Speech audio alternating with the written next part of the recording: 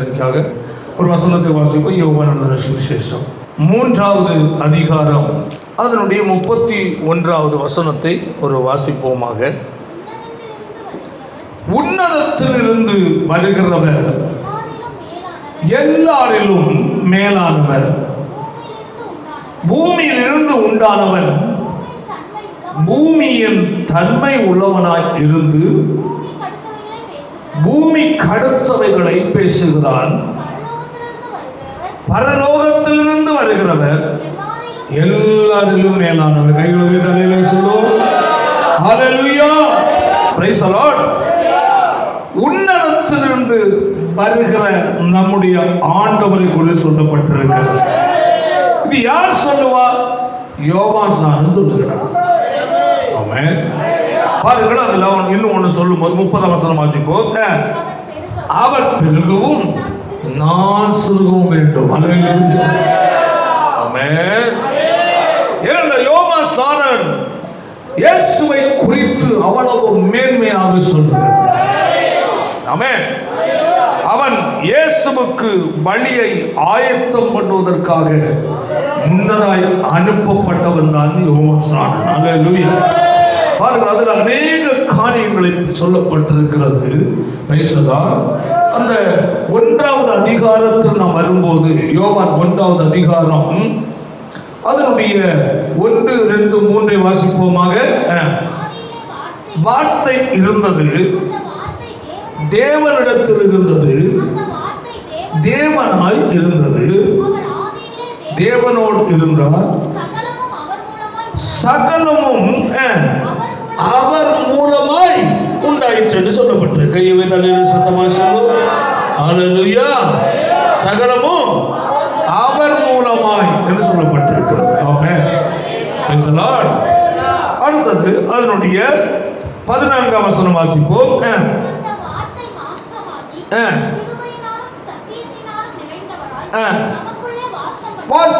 இங்கு சொல்லப்பட்டிருக்கிற அனைத்து வார்த்தைகளும் அல்லேலூயா ஆண்டவராகிய இயேசுவை குறித்து சொல்லப்பட்டிருக்கிறது. ஆமென். பாருங்கள், இன்னும் நாம் பார்க்கும்போது கர்த்தர் ஸ்தோத்திரம் உண்டாதாக 6ஆம் வசனத்தை வாசிப்போம். ஒரு மனுஷன் இருந்தான், யோவான், தன்னால் எல்லாரும் விசுவாசிக்கும்படி ஒளியை குறித்து சாட்சி கொடுக்க சாட்சியாக வந்தான். அவன் அந்த ஒளி அல்ல. ஆமென். கையை வைத்து சத்தமாக யோவான் ஸ்நானன் இயேசுவை குறித்து சொல்லுகிறார்.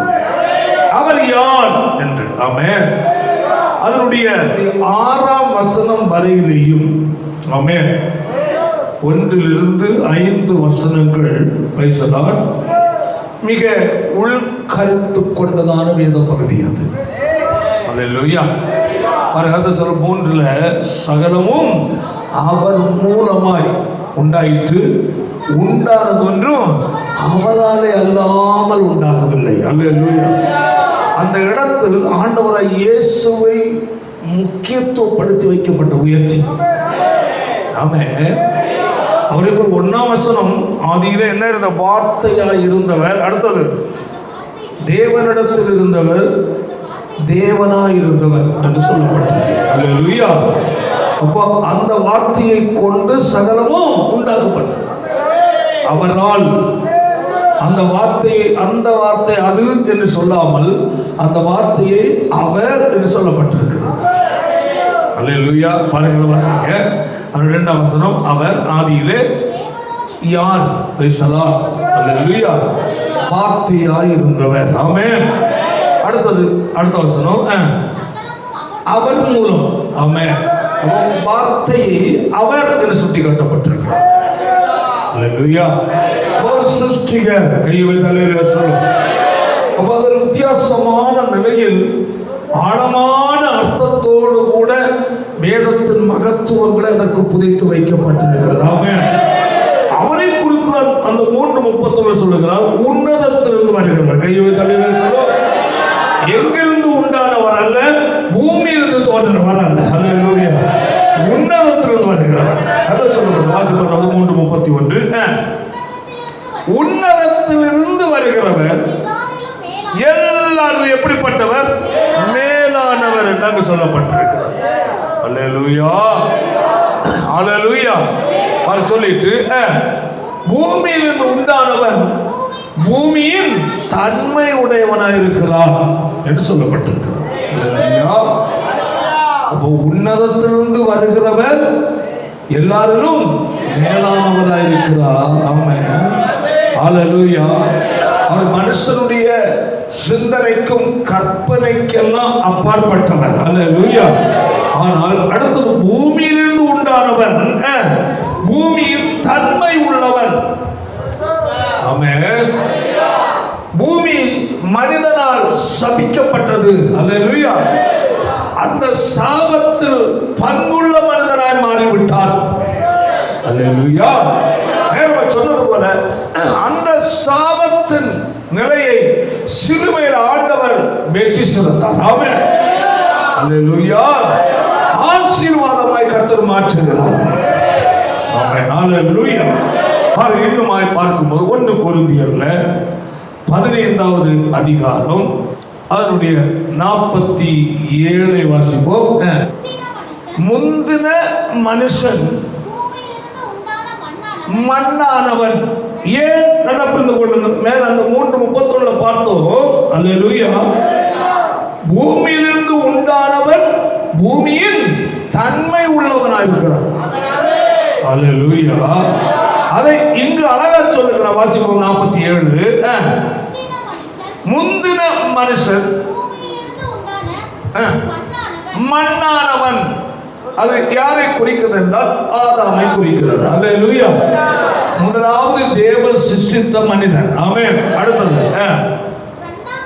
இரண்டாம் மனிதன் வானத்திலிருந்து வந்த கர்த்தர். அதான் நம்ம வாசித்தோம். அல்லேலூயா. உன்னதத்திலிருந்து வந்தவர். அல்லே வருகிறவர் எல்லாரிலும் மேலானவர். ஆமென். அல்லேலூயா. முந்தின மனுஷன் பூமியிலிருந்து உண்டான மண்ணானவன், இரண்டாம் மனுஷன் வானத்திலிருந்து வந்த கர்த்தர். ஆமென். சொல்லிட்டு அடுத்த வசனம், மண்ணானவன் எப்படிப்பட்டவனோ மண்ணானவர்களும் அப்படிப்பட்டவர்களே. கையை வைத்த நமக்கு பார்த்தோம். பூமியிலிருந்து உண்டானவன் பூமியின் தன்மை உடையவன். ஆமென். இந்த பூமிக்குரிய எல்லா நிலையில் உள்ளதான தன்மைகளும் அந்த குணங்களும் சாபங்களும் எல்லாம் உள்பட்ட ஒரு மனிதனாய் காணப்படுகிறார். ஆனால் அடுத்த பாயிண்ட்,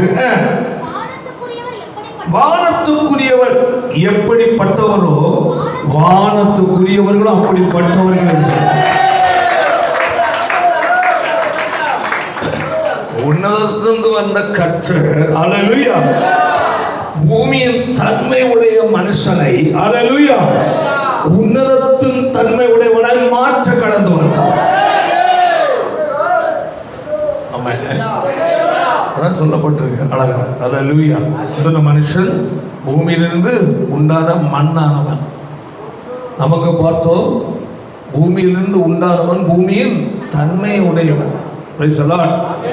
அடுத்த மண்ணானவன் எப்படிப்பட்டவனோ மண்ணானவர்களும் அப்படிப்பட்டவர்களே. அந்த சன்னதியில் பிறக்கிற எல்லாருமே அல்லேலூயா அதே தன்மை உள்ளவனாய் மாறிவிட்டார்கள். அல்லேலூயா. அப்படிப்பட்டவர்களே. அடுத்தது நம்ம அங்க பார்த்தோம், உன்னதத்திலிருந்து வந்தவர் எல்லாரும் மேலானவர். இங்கு சொல்லணும், வானத்திலிருந்து வந்தவர் எப்படிப்பட்டவரோ வானத்துக்குரியவர்களோ அப்படிப்பட்டவர்கள். அல்லேலூயா. பூமியிலிருந்து தோன்றின மனிதன் ஆமென் பூமிக்குரிய தன்மை உடையவனாய் பூமியில் வாழ்ந்து கொண்டிருக்கிறார். இந்த மனிதன் மூலமாய் பூமி சபிக்கப்பட்டது. கர்த்தருக்கு ஸ்தோத்திரம். ஆனால் உன்னதத்திலிருந்து வந்தவர் அல்லேலூயா எல்லாரிலும் மேலானவராய் இருந்தபடியினால பூமியின் தன்மை உடைய மனிதனை வானத்துக்குரியவராய் கர்த்தர் மாற்றினார்கள். ஆமென். அந்த மாற்றத்தை ஆண்டவராய் இயேசு எங்க செய்தார்? சிலுவையில். ஆமென்.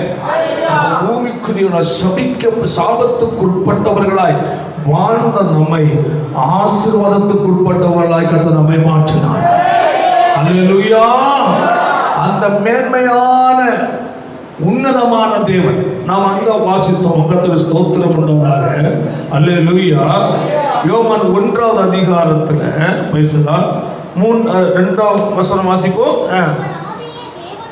தேவனோடு இருந்தார், அவர் மூலமாய் உண்டாயிற்று, உண்டானது ஒன்றும் அவராலே அல்லாமல் உண்டாகவில்லை. எபிரேயருக்கு நிருபத்தில் கடந்து வருவோமாக. எபிரேயருக்கு 1வது அதிகாரம் அதனுடைய 1, 2, 3 வசனத்தை ஒரு வாசிப்போம். பூர்வ காலத்தில் பங்கு பங்காகவும் வகை வகையாகவும் தீர்க்க தரிசிகள் மூலமாய் பிதாக்களுக்கு திருவுளம் பற்றின தேவன் என்று ஆரம்பிக்கிறார். பார்த்தோம். ஆதியிலே யார் இருந்தது? வார்த்தை. அந்த வார்த்தை தேவனிடத்தில் இருந்தது. அந்த வார்த்தை தேவனாய் இருந்தவர். அல்லேலூயா. அவர் பேசுகிறார், பங்கு பங்காகவும் வகை வகையாகவும் முழுவதும் தம்மை யாருக்கும் வெளிப்படுத்தவில்லை. ஆமென். அல்லேலூயா. தம்மை முழுவதும் யாருக்கும், அதான் தேவனை ஒருவனும் ஒருபோதும் கண்டதில்லை. அவரை காண்கிறவர்கள் யாரும் உயிரோடு இருக்க முடியாது என்பதாக வசனம். ஆமென். முழு வல்லமையோடு தம்மை வெளிப்படுத்தினால் அல்லேலூயா, மனுஷன் என்ன செய்ய மாட்டான்? தாங்க மாட்டான். அல்லேலூயா. பாருங்க, இயேசு சிலுவையில் மரித்தார். ஆமென். ஜீவனை விடுகிற நேரத்தில் பூமி என்ன செய்தான்? மிகவும் அதிர்ந்தது. அல்லேலூயா. பாருங்க, அவர் ஜீவனை விடும்போது சிருஷ்டிகள் சகிக்க முடியவில்லை. அல்லேலூயா. பூமி அதிர்ந்தது மட்டுமல்ல, மரித்தவருடைய அநேகருடைய கல்லறை என்ன செய்ய திறக்கப்பட்டதா? அநேக உயிரோடு எழுப்பிட்டாங்க. அப்ப இயேசு சிருஷ்டிகளாகிய கர்த்தர், ஆமென், சிலுவை பாட அனுபவிக்கும் போது, ஆமென், அவர் தம்முடைய சிருஷ்டி சரீர பிரகாரமாய் வந்தாலும், அல்லேலூயா, அவர் புறம்பான நிலையில் மாமிச சரீரம் உடையவனாய் இருந்தார். அல்லேலூயா. உள்ளான நிலையில் அவர் தேவனாய் இருந்தார். ஆமென். அவருடைய மரணத்தை சிருஷ்டியாகிய பூமியால் சகித்துக் கொள்ள முடியவில்லை. ஆமென். அதான் ஆச்சரியம். அல்லேலூயா.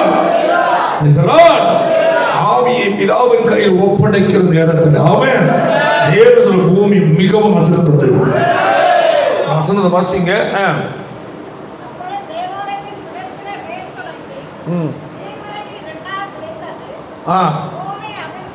பூமி அதிர்ந்தது, கண்மலைகள் பிளந்தது, கல்லறைகள் திறந்தது, மரித்து நித்திரை அடைந்திருந்த அநேக பரிசுத்தருடைய சரீரம் எழுந்திருந்தது என்று சொல்லப்பட்டது. அப்போ இயேசுவின் மரண நேரம், அல்லேலூயா, அவர் வரணும், அவர் மரிக்கணும். ஆமென்.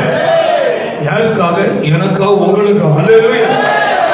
அவர் மரிக்கவில்லை என்றால், அவர் இயேசு சிலுவையை மரிக்காது இருந்திருந்தால் உங்களுக்கு எனக்கு பாவத்திற்கு விடுதலை இல்லை. அல்லேலூயா. சொல்லும் பக்தனோட பாட்டு பாடுகிறார். இயேசுவே கல்வாரி சிலுவையில் ஜீவன் தந்திட வீடு. இயேசுவே கல்வாரி சிலுவையில் ஏறி ஜீவன் தந்திட வீடு. ஏழையார் என் பாவ பாரங்களை எங்கு சென்று தீர்த்து கொள்ளுவே. பூவில் எங்கு சென்று தீர்த்து கொள்ளுவே. மீட்பரேசு கிரூசில் தொங்கினாரே, மூன்றாணி மீது காயமடைந்து மூன்றாணி மீதில் காயமடைந்து. பாருங்கள், அங்கு நீர் சிலுவையில் இரத்தம் சிந்தி உம்முடைய ஜீவனை விடாவிட்டால், ஹல்லேலூயா, ஏழையாய் என்னுடைய பாவத்தை இந்த பூமியில தீர்ப்பதற்கு இடமில்லையே என்று பாடுகிறார். அப்போ இயேசுவின் மரணம் கையை வைத்தான். யார் யார் இயேசுவை நோக்கி பார்க்கிறார்களோ, ஆமென், இந்த பாடு எனக்காய், ஆமென், நான் செய்த பாவத்திற்காய், ஹல்லேலூயா, எனக்குரிய தண்டனை, ஆமென், இயேசு சிலுவையில் ஏற்றார். அப்போ நம்ம தண்டனையை அவர் அனுபவிக்கிறார். ஆமென். சட்டப்படி தவறு செய்தவர்கள் தான் தண்டனை என்ன செய்யணும்? அனுபவிக்கணும். அப்போ அப்படி அனுபவித்தால் நாம் யாரும் இந்த பூமியில என்ன செய்ய முடியாது? வாழ முடியாது. ஹல்லேலூயா. நமக்கு வாழ்வை பூமியில கொடுப்பதற்காக, ஹல்லேலூயா, நம் தண்டனையை அவர் ஏற்றுக்கொண்டார்.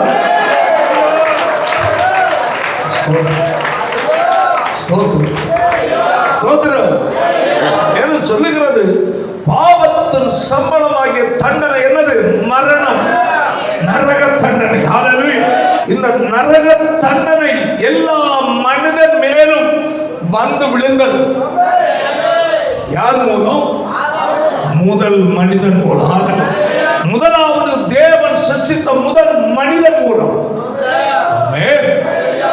இன்று உலகம் பூரா இருக்கிற எல்லா ஜனங்களும் அவன் இரத்தத்தில் தோன்றினவர்கள் தான்.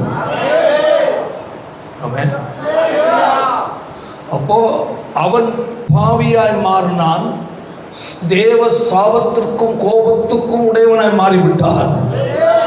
அவன் இரத்தத்தில் நாம் எல்லாரும் தோன்றினபடியால், ஹல்லேலூயா, அவனுக்குரிய சாபத்திற்கும், ஹல்லேலூயா, ஹல்லேலூயா, அவன் மேல் தேவன் விழுந்த அந்த கோபத்திற்கும் அவனுக்கு கொடுத்த தண்டனைக்கு எல்லாம் நாமும் யாரா மாறினோம்? பங்காளியா மாறினோம்.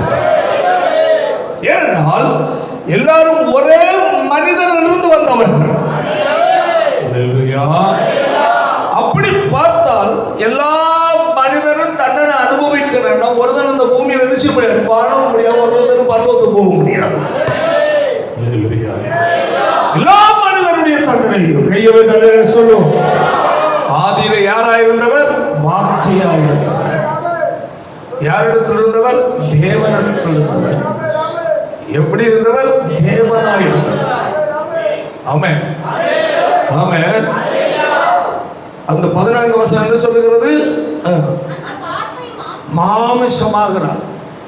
தேவனுடைய வார்த்தை, ஆமென், தேவனிடத்தில் இருந்த வார்த்தை, ஆமென், தேவனாய் இருந்த வார்த்தை, ஹல்லேலூயா, சகல சிருஷ்டித்த வார்த்தை, ஆமென், ஆமென், ஆமென், ஆமென். சகலத்தையும் அத முன்ன வசனம் சொல்கிறது, அவர் மூலமாய் உண்டானது, ஆமென், ஆமென், அவர் மூலமாய் உண்டானது, அவரால் அன்றி உண்டாகவில்லை. ஹல்லேலூயா. அப்படிப்பட்டவர், ஆமென், எனக்குரிய தண்டனையை ஏற்றுக்கொள்வதற்கு எனக்கு பதிலாக தண்டனை அனுபவிக்க அவர் என்ன ஆகிறார்? மாமிசம். அவர் மனிதன் அல்ல. ஹல்லேலூயா சொல்லுவோம். அவர் தேவன், ஆமென். அழிவுள்ள சரீரம் அல்ல, அழியாத சாயலுடையவர், அழியாத சாயலுடைய தேவன், ஆமென். எனக்காக அவர் அழிவுள்ள சாயலாய் பூமியில வருகிறார். ஐயா, அவர் சொல்லலாம், நான் தேவன், அவன் அனுபவிச்சுட்டு போட்டு எல்லாரும் என்ன செய்யட்டும்? சாவட்டும், நான் தேவன். ஹல்லேலூயா.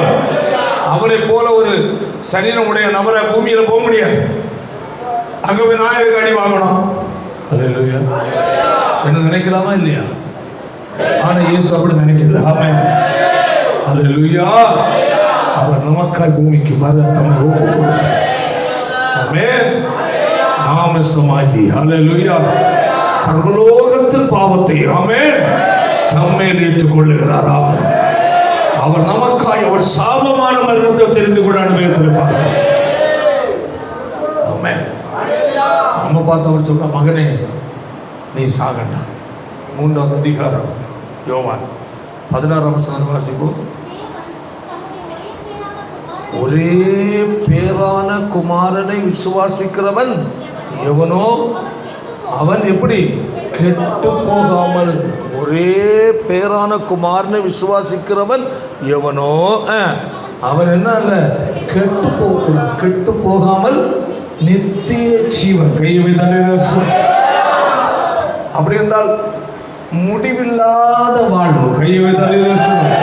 அந்த நித்திய ஜீவனாகிய முடிவில்லாத வாழ்வை அடைய. ஆமென். எந்த வாழ்வு நம்ம அடைய? அதான் சொல்லுங்க, முடிவில்லாத வாழ்வு. ஹல்லேலூயா. எந்த வாழ்வு? பரலோக வாழ்வு. ஆமென். நாம் அடைவதற்காக ஆமென் அவரை நமக்காய் சிலுவைக்கு ஒப்பு கொடுக்கிறார். ஆண்டவர் இயேசு இப்படி நமக்காய் தண்டனை அனுபவித்ததை ஒரு மனிதன், ஹல்லேலூயா, இந்த தண்டனை எனக்காக அவர் அடிக்கப்பட்டார். அவர் சிந்தின ரத்தம் எனக்காக அவர் சிந்தினார். ஆமென். இயேசுவே நான் பாவி என்று யார் உடைந்த உள்ளத்தோடு கதறி அழுகிறார்கள், ஹல்லேலூயா, அவனுக்கு அந்த தண்டனையிலிருந்து அவன் விலக்கு கிடைக்கிறது. நித்திய ஜீவனை அடையும்படிக்கு அவர் என்ன செய்தாரா? ஆமென். உனக்காய் ஹல்லேலூயா. தன்னை நான் தேவன், நான் தண்டிக்கப்பட என் சரீரத்தை ஒப்பு கொடுக்க முடியாது என்று அவர் எடுக்கவில்லை. ஹல்லேலூயா. தண்டனைக்குரிய சரீரத்தை அவர் ஒப்பு கொடுக்கிறார். சொல்ல நித்திய ஜீவனை அடையும்படிக்கு அவரை தந்தருளினார். ஆமென். என்ன வாழ்வு? ஜீவன், முடிவில்லாத வாழ்வு. ஹல்லேலூயா. அந்த பரலோக வாழ்வை உங்களுக்கும் எனக்கும் கொடுப்பதற்காக ஆமென் அவரை நமக்காய் ஒப்பு கொடுத்தார். இந்த ஒரே வசனத்தை படித்து விசுவாசித்து மனம் திரும்பி இயேசுவை ஏற்றுக்கொண்டவங்க திரும்பினோம். ஹல்லேலூயா. காரணம், அவர்கள் அதை புரிந்து கொண்டார்கள். அவருடைய கண்கள் திறக்கப்பட்டது. நம்முடைய ஒரே பேரான குமாரன் யார்? ஹல்லேலூயா. எதற்காய் நமக்கு ஒப்பு கொடுக்க வேண்டும்? ஆமென். ஏன் அவர் அடிக்கப்பட வேண்டும்? ஆமென். அதை புரிந்து விசுவாசித்தவர்கள் ஏராளம் பேர். ஹல்லேலூயா. நான் சொன்னேன், உன்னதத்திலிருந்து வந்தவர். ஆமென். ஹல்லேலூயா. எல்லாரிலும் மேலானவர். ஆமென். ஏனென்றால் பூமியிலிருந்து உண்டானவன் பூமியின் தன்மை உடையவனாய் இருக்கிறான். ஹல்லேலூயா. இந்த பூமியில் சாபத்துக்கு உட்பட்டவனாய் இருக்கிறான். ஆமென். அந்த உன்னதத்துக்கு வந்தவர். ஹல்லேலூயா. சாபத்துக்கு உட்பட்ட மனுஷனை சாபத்துக்கு கர்த்தர் விடுவிக்கிறார். ஆமென். தெய்வீக ஆசீர்வாதத்துக்குரிய மனுஷனாய் கர்த்தர் அவரை மாற்றுகிறார். ஹல்லேலூயா. Praise the lord. சொல்லப்பட்ட பாருங்கள், அதனுடைய மண்ணானவர் எப்படிப்பட்டவரும் மண்ணானவர்களும் அப்படிப்பட்டவர்களே. வானத்துரியவர்கள் எப்படிப்பட்டவர்களோ வானத்துக்குரியவர்கள் அப்படிப்பட்டவர்களே. ஹல்லேலூயா. ஆமென். சொல்லிட்டு அடுத்த வசனம், மேலும் மண்ணானவருடைய சாயலை நாம் அணிந்திருக்கிறது போல என்ன சொல்லப்பட்டது? மண்ணானவருடைய சாயலை நாம் அணிந்திருக்கிறது போல. மண்ணுக்குரியது. ஹல்லேலூயா. மண்ணிலிருந்து எடுக்கப்பட்டது எங்க திரும்பும்? மண்ணுக்கே திரும்பும். அப்போ மண்ணானுடைய சாயல், அழிவுள்ள சாயலை அடைந்திருக்கிற நாம், ஹல்லேலூயா, வாசிப்போம், வானவருடைய சாயலை அணிந்து கொள்வோம். கரங்களை தட்டி கர்த்தரை மகிமைப்படுத்துவோம். ஆமென். ஹல்லேலூயா. அதான் சொல்லப்பட்டிருக்கிறது, இப்பொழுது நாம் மண்ணான சாயல், மண் சரீரம் உடையவராய் இருக்கிறோம், மண்ணின் தன்மை உடையவராய் இருக்கிறோம். ஹல்லேலூயா. மண்ணுக்குரிய சுபாவம் உடையவராய் இருக்கிறோம். ஹல்லேலூயா. அதை மாற்றி அமைக்க வந்தவர் தான் ஆண்டவராய் இயேசு கிறிஸ்து. நாம் மண்ணானுடைய சாயலை நாம் அணிந்திருக்கிறது போல வானவருடைய சாயலையும் அணிந்து கொள்வோம். ஆமென். எப்போ கொள்வோம்? அடுத்த வசனம் சகோதரரே, அங்க சொல்ல மாமிசமும் இரத்தமும் தேவனுடைய ராஜ்யத்தை. அப்போ நமக்கு இருப்பது என்னது? மாமிசம் இரத்தம் உள்ள சரீரம். அல்லேலூயா. இந்த சரீரம் இதே நிலையில் எங்க போவாது? பரலோகம் போவாது. ஆமென் சொல்லிட்டு அழிவுள்ளது, இந்த அழிவுள்ள இந்த மண் சரீரம் அல்லேலூயா அழியாத ராஜ்யத்தை கடந்து செல்வதில்லை. ஆமென். அப்ப இது எது என்ன உள்ளது? அதமா சொல்லுங்க, அழிவுள்ளது. இந்த சரீரத்தோடு கூட அழிவில்லாத வாழ்வுடைய ராஜ்யத்துக்கு நம்ம போக முடியாது. ஆமென் சொல்லிட்டு அடுத்து சொல்லுகிறார் இப்பதான் ரகசியம். இது என்னமா? நம்ம சொல்லுங்க, பரஸ்யம் அல்ல. அல்லேலூயா. இது யாருக்குரிய ரகசியம்? தேவ பிள்ளைகளுக்குரிய ரகசியம். யாரால் அதை ஏற்றுக்கொள்ள முடியும்? இயேசுவை உண்மையை ஏற்றுக்கொண்டது அது புரியும். அதான் அவர் சொல்லுகிறார், இதோ ஒரு ரகசியத்தை உங்களுக்கு சொல்லுகிறேன். நித்திரை என்பது மரணத்தை குறிக்கிறது. அல்லேலூயா. என்ன அடைவதில்லை? நம்ம எல்லாரும் சில நேரம் என்ன செய்ய சாகிறது இல்லை. யார் வரும்போ? இயேசு வரும்போ.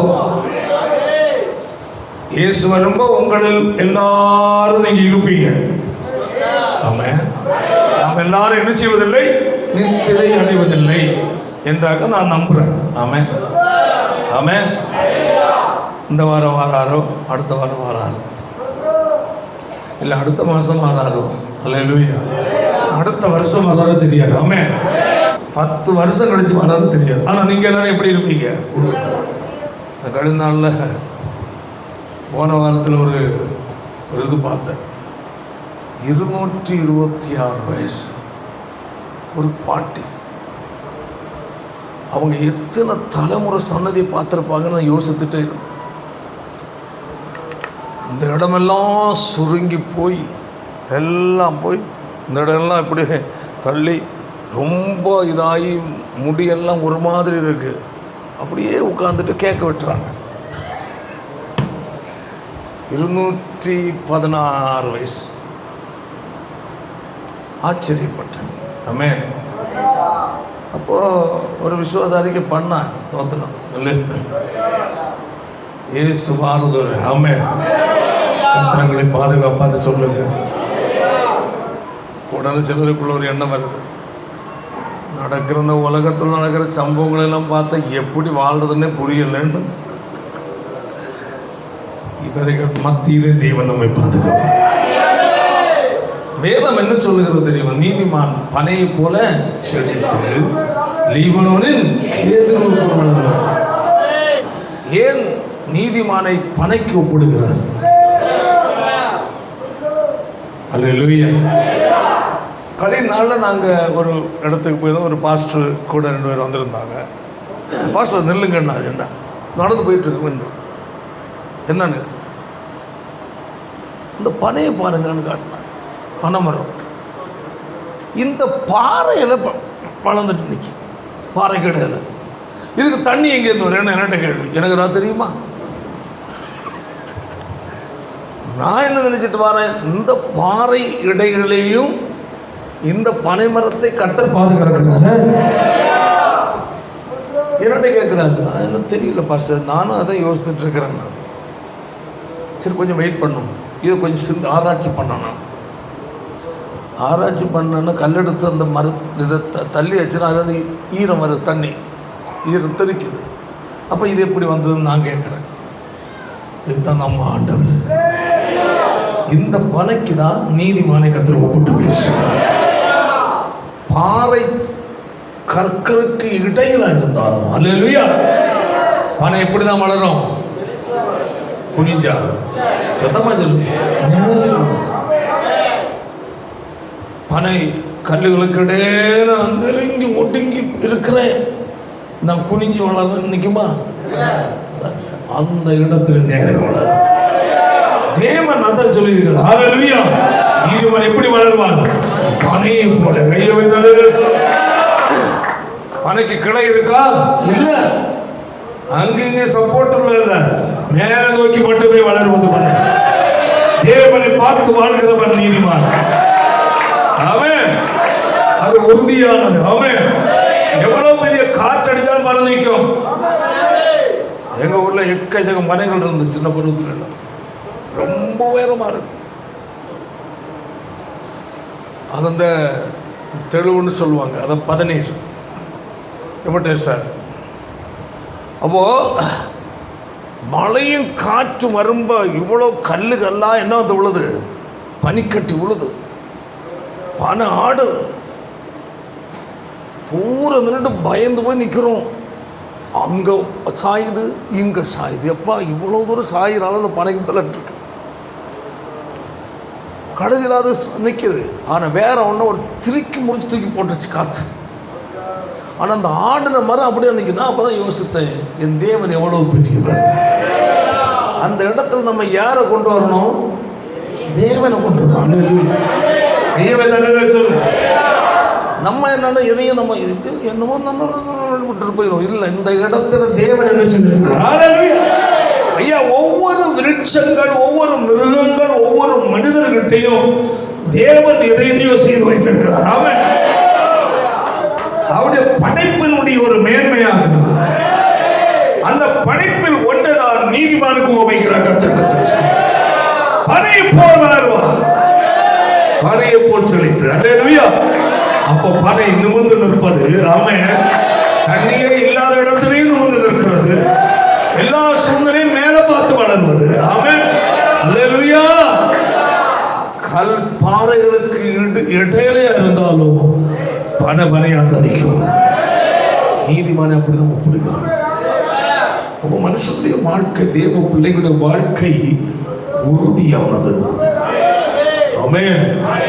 எப்படி நீ கர்த்தரை சார்ந்து வாழ்கிறாய், ஹல்லேலூயா, அவ்வளவுக்கு அவ்வளவு உன்னுடைய சரீரம் பலன் உறுதியா இருக்கும். கர்த்தரனை பாதுகாக்க அவர் வல்லமை உள்ளவர்.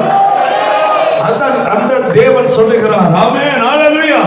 ஒரு சரீரத்தில் இருக்கிற வியாதியை நான் சுமந்தேன் சொல்லிட்டார். அவருடைய தழும்புகள் உன்னை குணமாக்குறதா இருக்கு. வியாதியை சுமந்துட்டாருங்க. அவ நமக்கு மரணம் வராதுல்ல, அது வரும், என்னைக்கோ நான் வந்துட்டு போட்டு. ஆமா. ஆனா வாழ்றது வர உறுதியாக நிறுத்துவாரு. அந்த விசுவாசம் உனக்கு வேணும். ஆமென். நான் நீதிமான். ஆமென். நான் தேவனுடைய பிள்ளை. நான் வானத்துக்குரியவன்.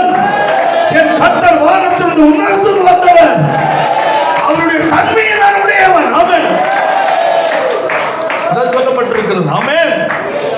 மண்ணானவன் எப்படிப்பட்டவனோ மண்ணானவர்களும் அப்படிப்பட்டவர்களே. வானத்துக்குரியவர் எப்படிப்பட்டவரோ வானத்துக்குரியவர்களும் அப்படிப்பட்டவர்கள். அப்போ தேவனுடைய தன்மை உடையவர்களாய் நம்மை தேவன் மாற்றியிருக்கிறார். ஆமென். வியாதி பலவீனங்கள் எது வந்தாலும் தேவனுடைய பிள்ளை யாரை பாரு? தேவனை பாரு. விசுவாசத்தோடு அவரை பாரு. அவருடைய தடுப்புகள் உன்னை குணமாக்கும். ஆமென். தடுப்புகள் இருந்து கர்த்தருடைய வல்லமை வெளிப்படும். அவர் உனக்காக சிலுவையில் அவர் மரித்த மரணம். ஆமென். உன் வியாதிக்காக அவர் மரித்தார். ஆமென். ஹல்லேலூயா. தேவனுடைய ஒரு சில வியாதி பலவீனத்தை சுமந்துட்டு இருக்கிறது நாம் பார்த்து ரொம்ப துக்கப்படுவோம். ஆமென். பார்த்துட்டு இது குணம் ஆகாதா? எனக்குள்ள தான் கேள்வி. எனக்கு இப்படி பிரச்சனை உண்டு. வியாதியில் இருக்கிறவங்களோட பார்த்துட்டு, விசுவாசி பார்த்துட்டு அவங்க எப்படி இருக்கிறாங்க கர்த்தர்கிட்ட, பரவாயில்ல, ஒரு உண்மையாக இருக்கிறாங்க, கர்த்தருக்கு கொடுக்குறாங்க, இருக்கிறாங்களே. இந்த சரீரத்தில் இந்த வியாதி எப்படி வரலாம்? அது தேவன் அனுமதிக்க முடியாத. ஆமென். நான் அதை நம்ப முடியாது, ஏற்றுக்கொள்ள முடியாது. இப்படி சில வைராக்கியம் வரும்போதாக சில ஜோமனும் அப்படி பண்ணாங்க. அப்போ உன்னுடைய வியாதி அவர் சுமந்தார் என்றால், ஹல்லேலூயா, அவரால் அந்த விடுதலையை சுதந்திரித்துக் கொள்ள வேண்டியது அவசியம். Praise the Lord. Hallelujah. Hallelujah. இயேசு இரத்தத்தால் மீட்கப்பட்டது. ஆமென். உனக்காக அவர் சிலுவையில் அவர் மரித்தார். அவர் சிலுவையில் மரித்ததன் மூலமாய் ஆமென் உன் வியாதியை அவர் சுமந்தாரே, உன் சாபத்தை அவர் சுமந்தாரே. எப்படி நீ வியாதியை சுமக்கிறது?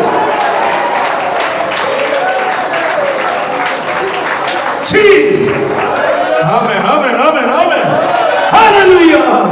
உலர்ந்த எலும்புகள் மேல் வீசப்பட்ட தேவனுடைய காற்று. ஆமென்.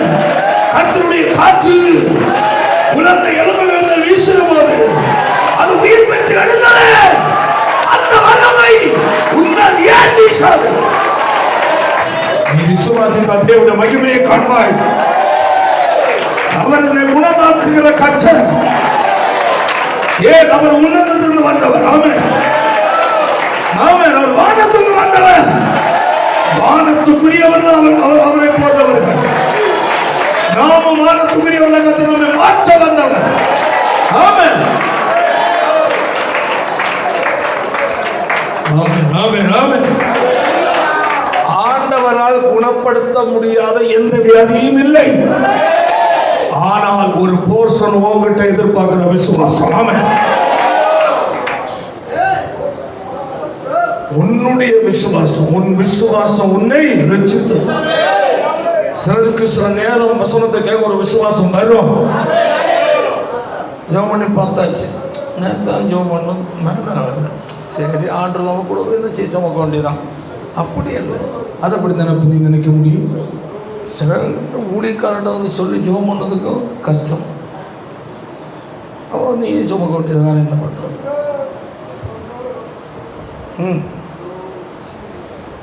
ஊழியக்காரர் அதுக்கு தான் வச்சுருக்காங்க. ஆமாம் ஆமாம். ஏன் சொல்கிறேன்னா, அல்லேலூயா, உங்கள் சைடில் ஒரு 75% விசுவாசம் தேவை. 25% ஜெபிக்கிற ஒரு சைடில் தான் செய்யணும்.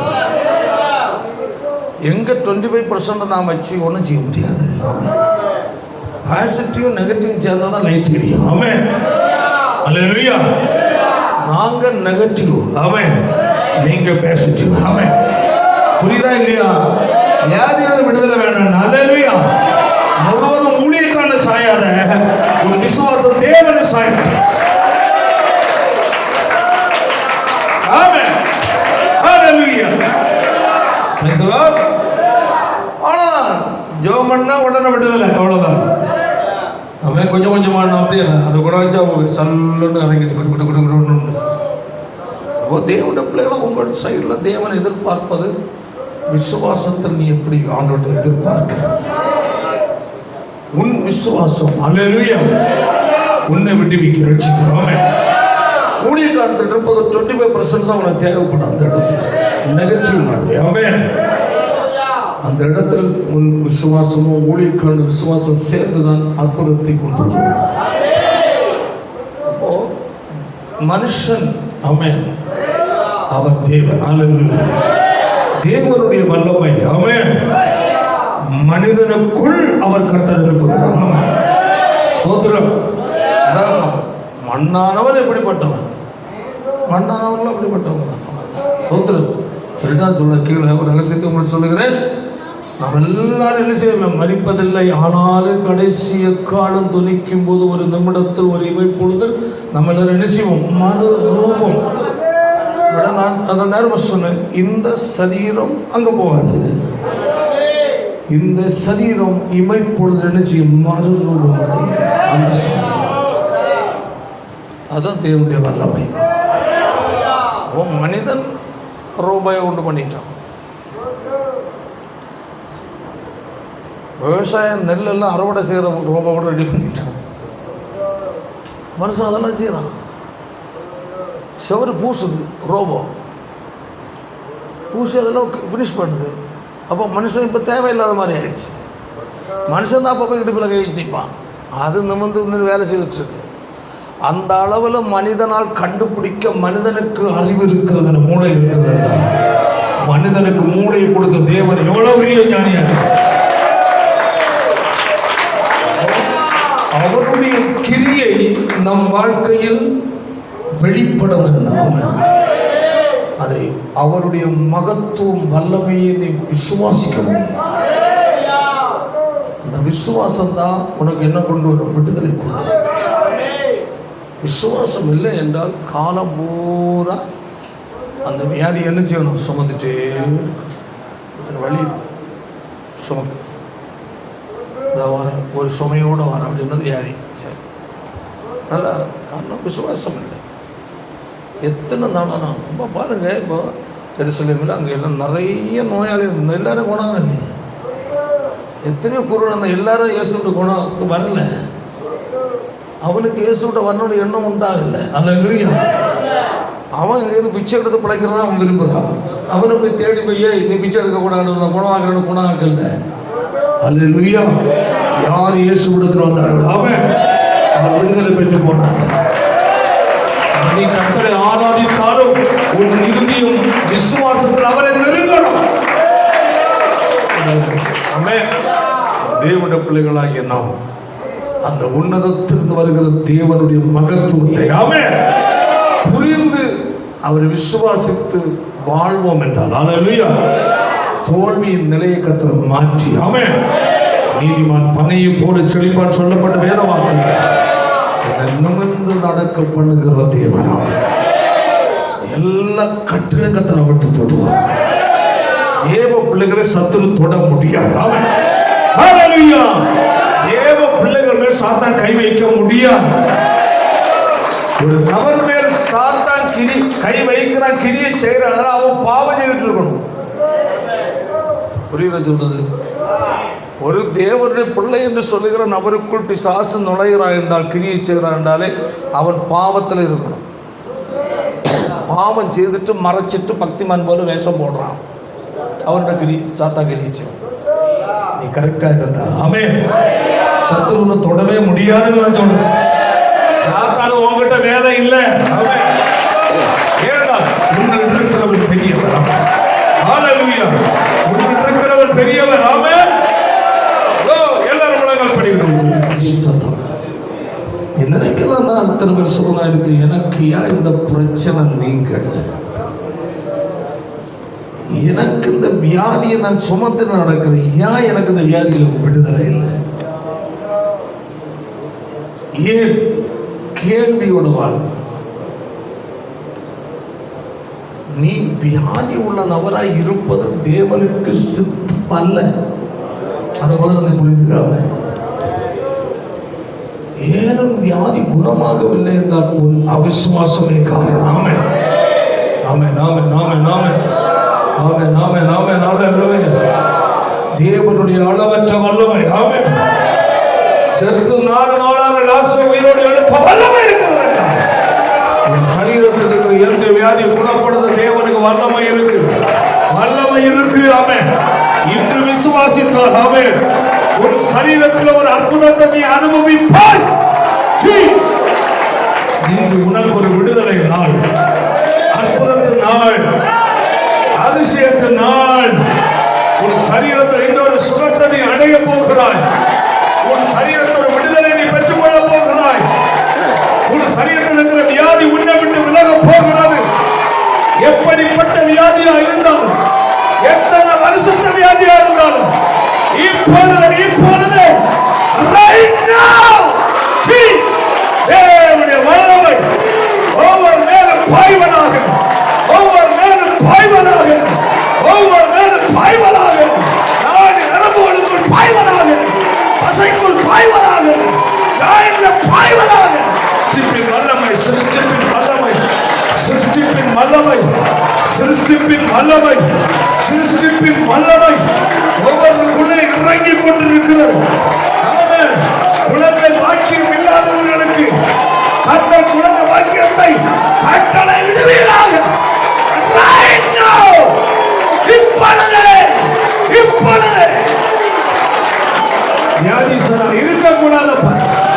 நோயாளி அந்த பிள்ளைகள் வாழக்கூடாது. வியாதி இல்லாத விடுதலை கொடுத்தே ஆக வேண்டும். சரீரத்தில் தேவனுடைய குணமாற்று வல்லமை கடந்து வந்தே ஆக வேண்டும்.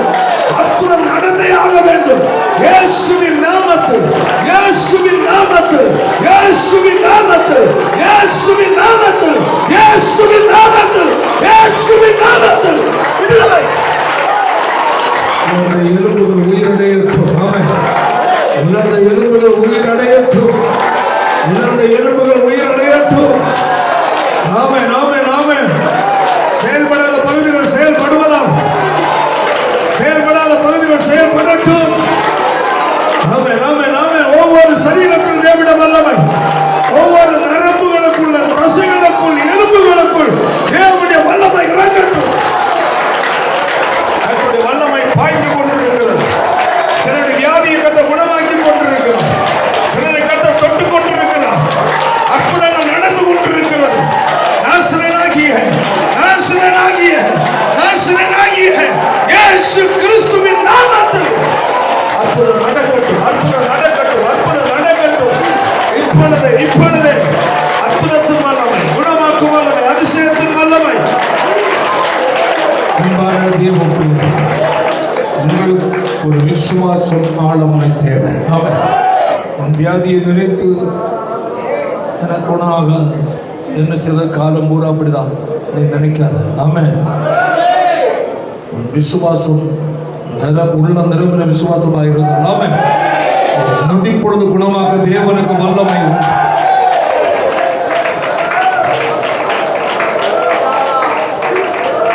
பயப்பட வேண்டாம், வெட்கப்பட வேண்டாம்.